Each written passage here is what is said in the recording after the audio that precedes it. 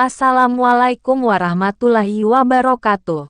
Pada kesempatan kali ini saya menceritakan karomah-karomah Nabi Idris alaihissalam. Nabi Idris alaihissalam merupakan keturunan keenam dari Nabi Adam alaihissalam. Idris merupakan seorang nabi yang terkenal dengan kejujuran dan kebenarannya. Selain itu, Nabi Idris mendapat mukjizat dari Allah yang sangat luar biasa. 1. Pandai dalam bidang astronomis. Diriwayatkan bahwa Nabi Idris alaihissalam adalah orang yang pandai dalam bidang astronomi. Ia juga mengajarkannya kepada umatnya. Dia mewariskan ilmu falak kepada bangsa Sumeria kuno. Dia pun ahli ilmu perbintangan. 2. Nabi Idris alaihissalam pandai menulis dan menjahit. Nabi Idris alaihissalam mampu menulis serta pandai menjahit sebelum manusia lainnya di masa itu. Maka itu, dialah orang pertama yang menggunakan pakaian yang sudah dijahit. Kisah Nabi Idris alaihissalam di dalam kitab suci Al-Quran dijelaskan dalam surah Maryam ayat 56 dan 57.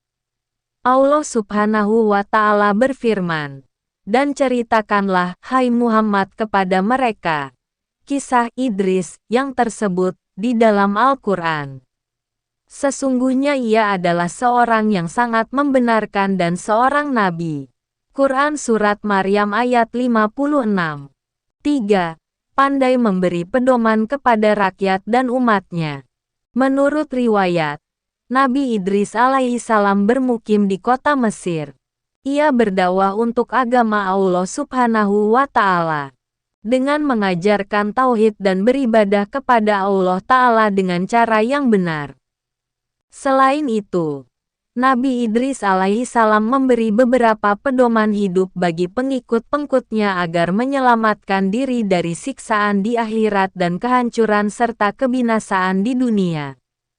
Beberapa kata-kata mutiara Nabi Idris alaihissalam antara lain sebagai berikut. Kesabaran yang disertai iman kepada Allah subhanahu wa ta'ala akan membawa kemenangan. Orang yang bahagia ialah orang yang berwaspada atau mawas diri dan mengharapkan syafaat dari Allah subhanahu wa ta'ala dengan amalan-amalan salihnya. Jika kamu memohon sesuatu kepada Allah subhanahu wa ta'ala dan berdoa, maka ikhlaskanlah niatmu. Demikian pula puasa dan salatmu. Janganlah bersumpah dalam keadaan kamu berdusta dan janganlah menutup sumpah dari orang yang berdusta agar kamu tidak menyekutui dalam dosa. Taatlah kepada raja-rajamu dan tunduklah kepada pembesar-pembesarmu serta penuhilah selalu mulut-mulutmu dengan ucapan syukur dan puji kepada Allah subhanahu wa ta'ala. Janganlah iri hati kepada orang-orang yang baik nasibnya, karena mereka tidak akan banyak dan lama menikmati kebaikan nasibnya. Barang siapa melampaui kesederhanaan, tidak sesuatu pun akan memuaskannya. Tanpa membagi-bagikan nikmat yang diperoleh, seorang tidak dapat bersyukur kepada Allah subhanahu wa ta'ala atas nikmat-nikmat yang diperolehnya itu.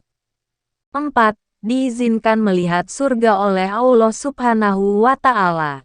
Dalam firman Allah subhanahu wa ta'ala di surah Maryam ayat 57 disebutkan bahwa Nabi Idris alaihissalam martabatnya diangkat. Menurut riwayatnya, Nabi Idris berdoa agar dirinya diperlihatkan surga. Allah subhanahu wa ta'ala mengabulkan permintaan tersebut. Maka Allah ta'ala memerintahkan malaikat Jibril menjemput Nabi Idris dari bumi menuju surga. Di surga, Nabi Idris alaihissalam menikmati segala yang ada di surga. 5. Dibolehkan tinggal di surga oleh Allah subhanahu wa ta'ala. Ketika batas waktu yang telah ditentukan untuk Nabi Idris alaihissalam selama berada di surga berakhir, malaikat Jibril memanggilnya.